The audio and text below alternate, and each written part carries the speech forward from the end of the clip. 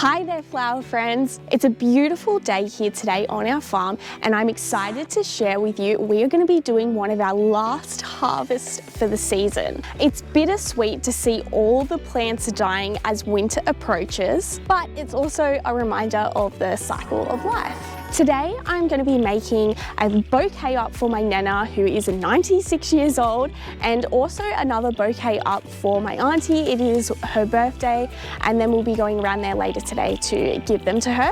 It's such a lovely thing to be able to make some bouquets for friends and family. I really enjoy doing that, and it's just nice to make someone's day feel more special. To all my new buds tuning in for the first time, welcome to my flower farm. My name's Tina, and I'm the owner of Woodstock Flower Farm here on the south coast of New South Wales, Australia. I'm excited to share my passion of all things flowers with you. So it's already late autumn here on the farm, which is crazy, and we've been facing a lot of rain lately on and off. Unfortunately, it has caused some pooled areas in our garden beds, which is a bit of a shame.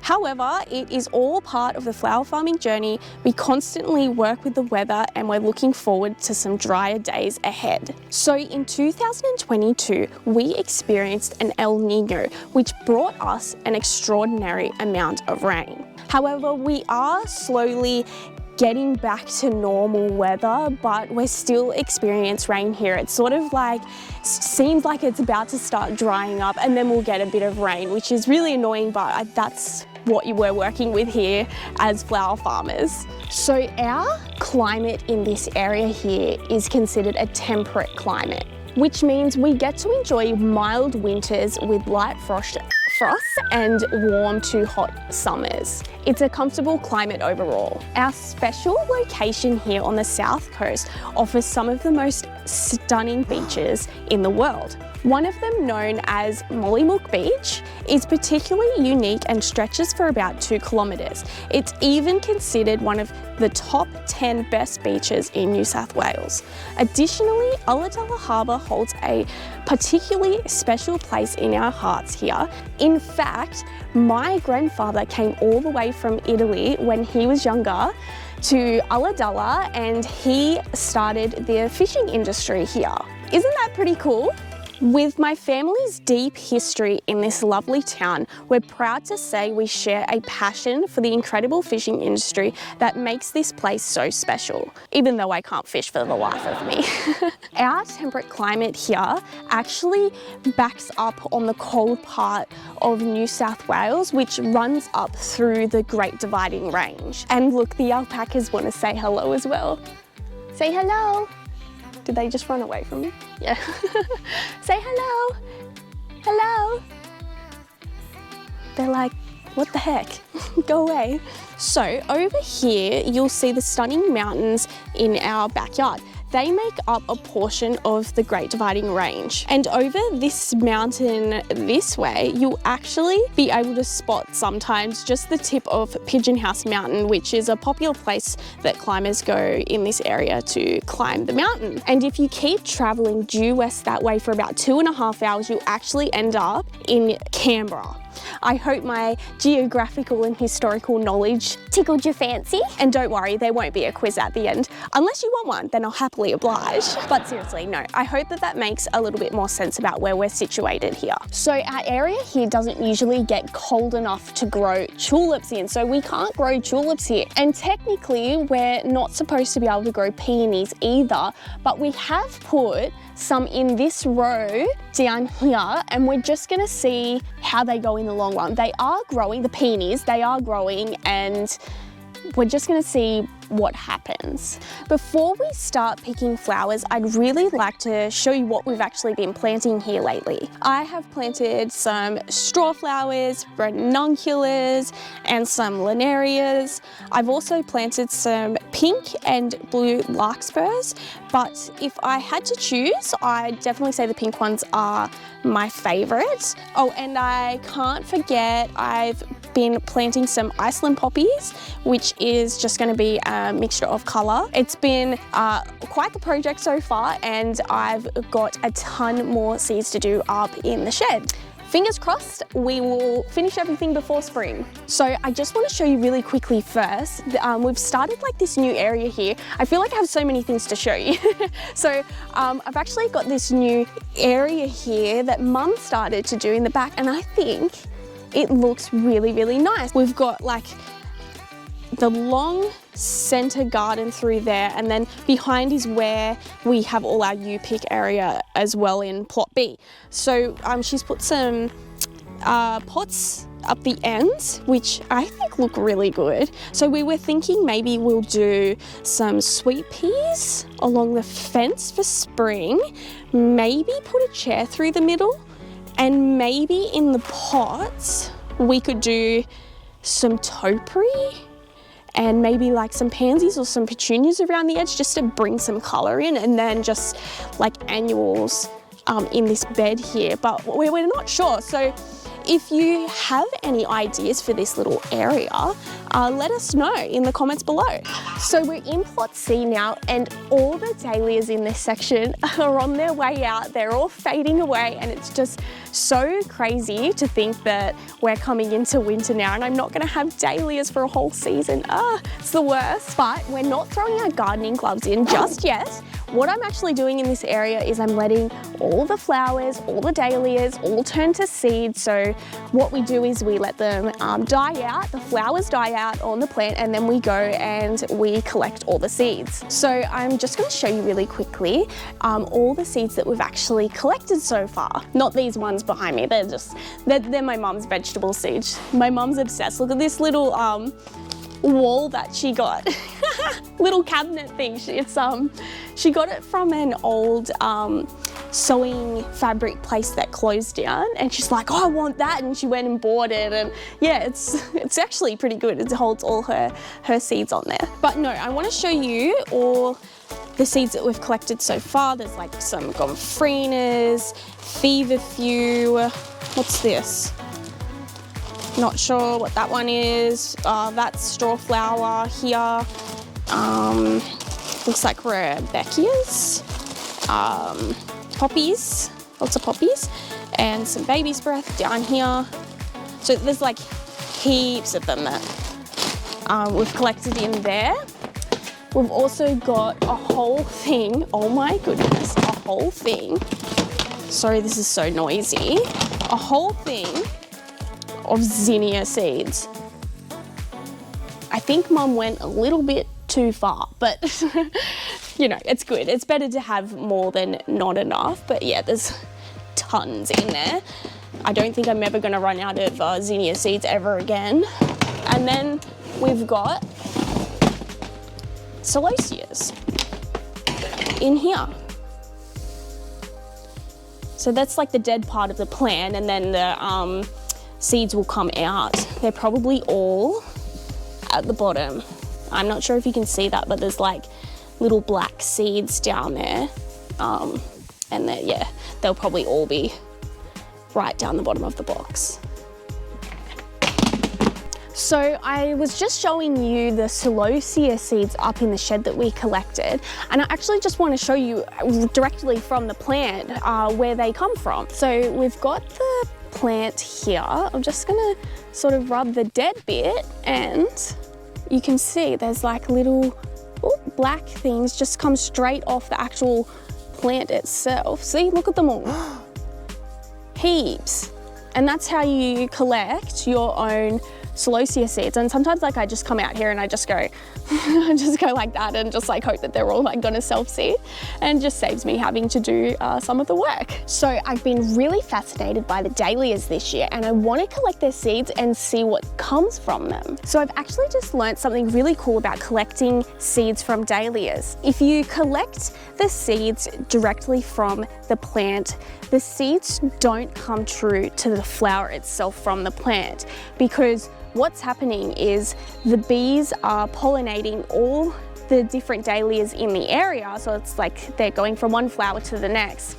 And what will happen is the seeds will be like a mix of all the flowers that they've previously pollinated. So if you wanted to collect some seeds and they come true to the flower, you would have to cover the flower itself so that there's no pollinating done and you would have to pollinate it yourself. And if you also wanted them to come true to the flower, you could take a cutting, which is supposedly supposed to come true to the flower. So what I want to do is collect lots of seeds, and I want to plant them next season and see how they all turn out. And we've also got these amazing sunflowers. They're huge, they're like as big as my head.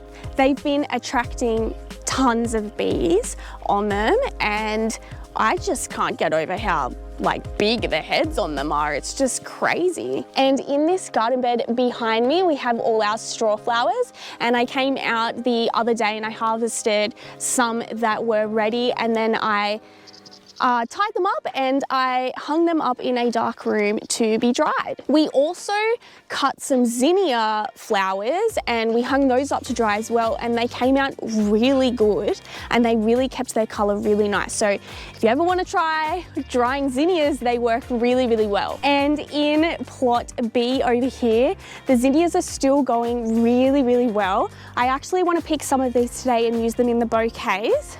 So these zinnia seeds here were actually ones that we collected last season, and then Mum just broadcasted them out, and we weren't sure if they were going to germinate or not, but to our surprise, they have germinated so well here. And Mum's actually done a really good job at collecting all different colours as well. Like it was a really nice mix. I'm really happy with this, and hopefully we can get a lot of zinnias looking like this next season. So I'm just going to go for a little wander around the garden now and try find some flowers that are ready to be harvested, and I'm going to make some of those bouquets up.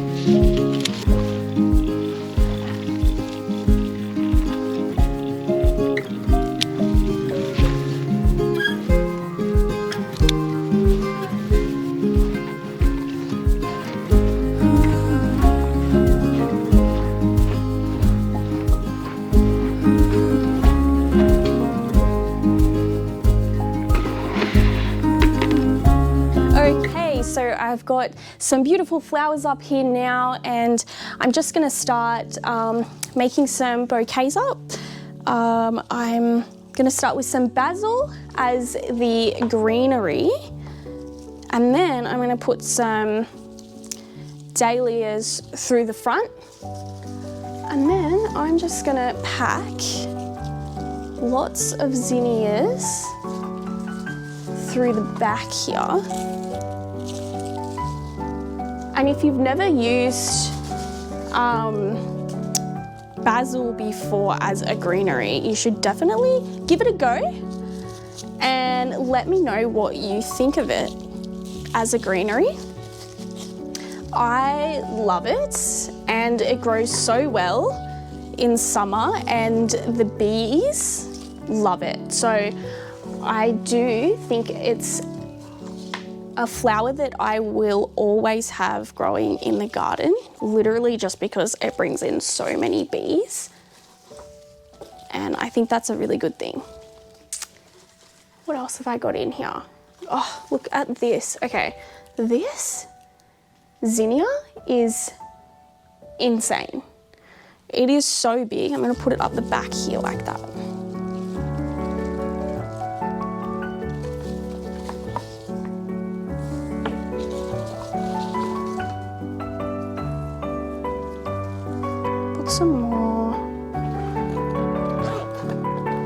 Just cut this little bit of basil up. I'm gonna put some more at the back there, I reckon.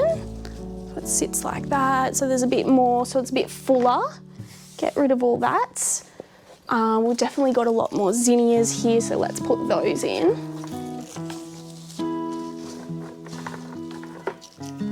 Oh, and I've got some sunflowers.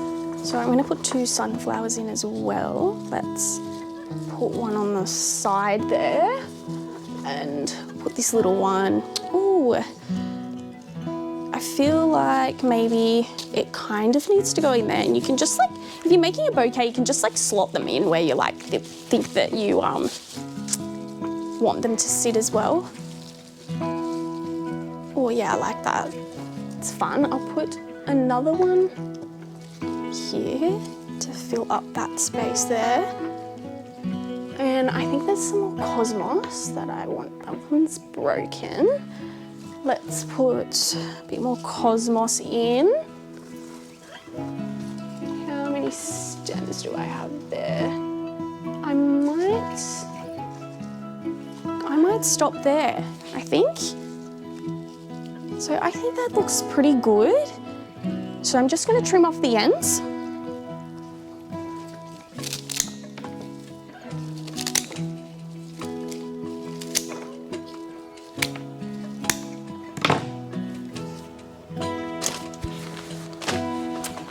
And then I'm going to put a band around the end to hold everything together.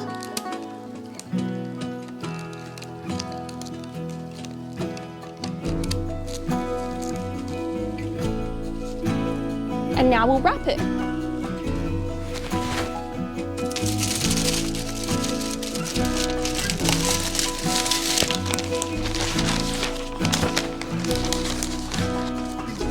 Okay.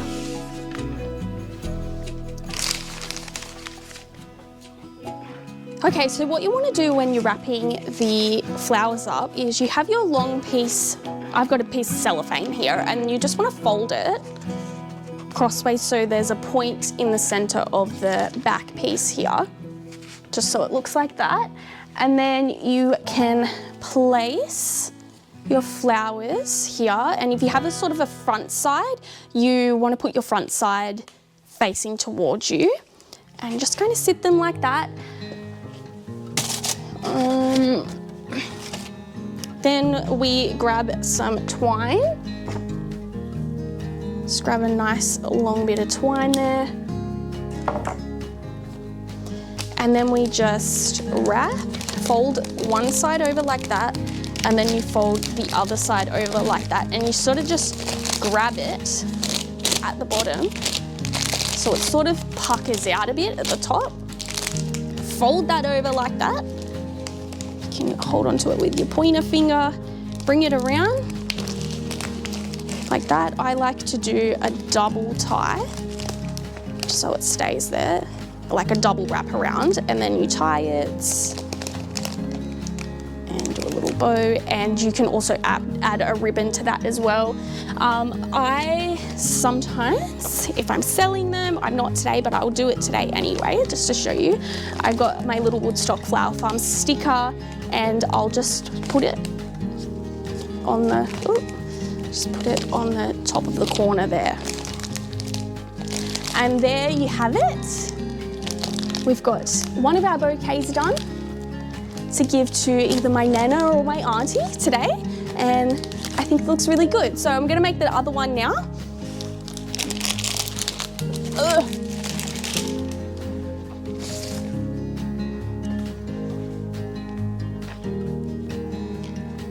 Okay, so let's get some basil again for our base. Looks good. I'm dropping things everywhere over here. Okay, this is a nice big piece. So let's get, I really want to put this grevillea in. Look at this grevillea. What a nice color, like a yellow color. It's beautiful. So I'm just gonna pop that right in the center there because that's where I want it. I've got some dahlias. Oh, so this dahlia here, this is called Homicide. This is stunning. I absolutely love this one. And then I'll put the other one here. This is a Homicide as well. So I want them to sort of be at the front there. Let's put some zinnias in through the back. And I'm not really doing the spiraling technique today. You can, but they're just going to my nana and my auntie, so it's okay. But sometimes doing the spiraling technique is good because it holds its structure. So when you undo it and you put it in your vase, it sort of holds its shape to how you've bunched it together, how you've done the spiraling. So let's shove some cute little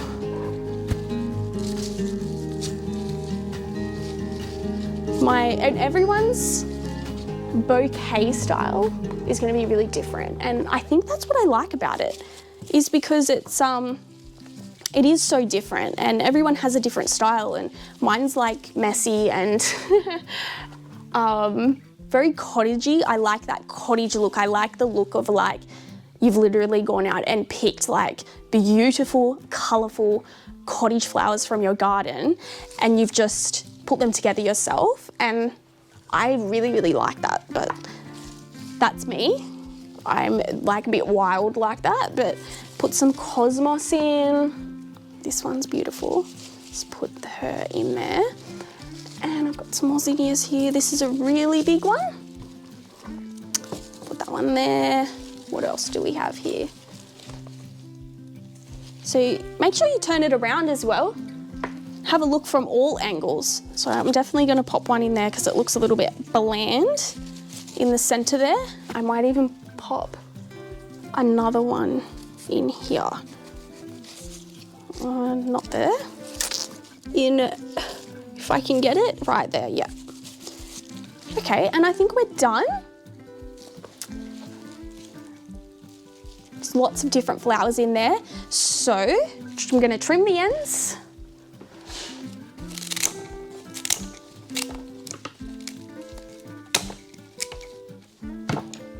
And I'm going to put a band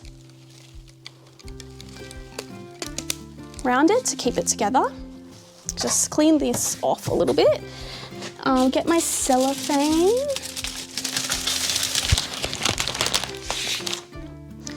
Fold it in half like we did before, so it's got the point. Pop it on top. We need our twine.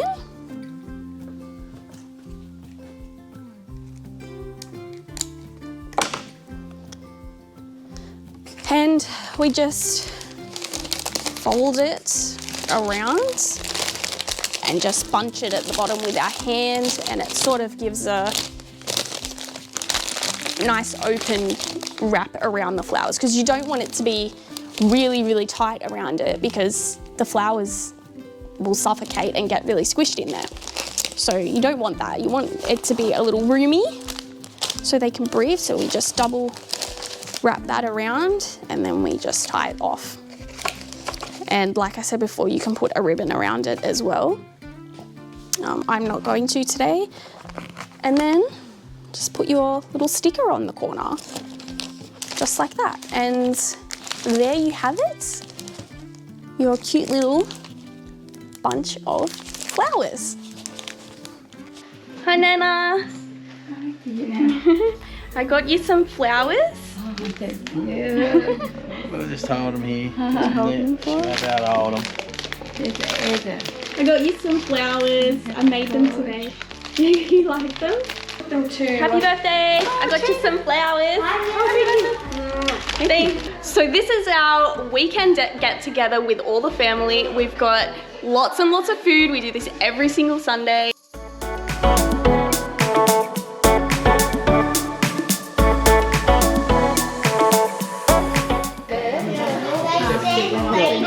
I'm doing something behind me. So these are spinches. These are Italian, and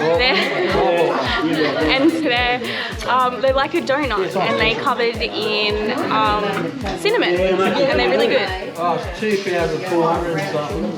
Normally they're two because it's an overlay. They're really good.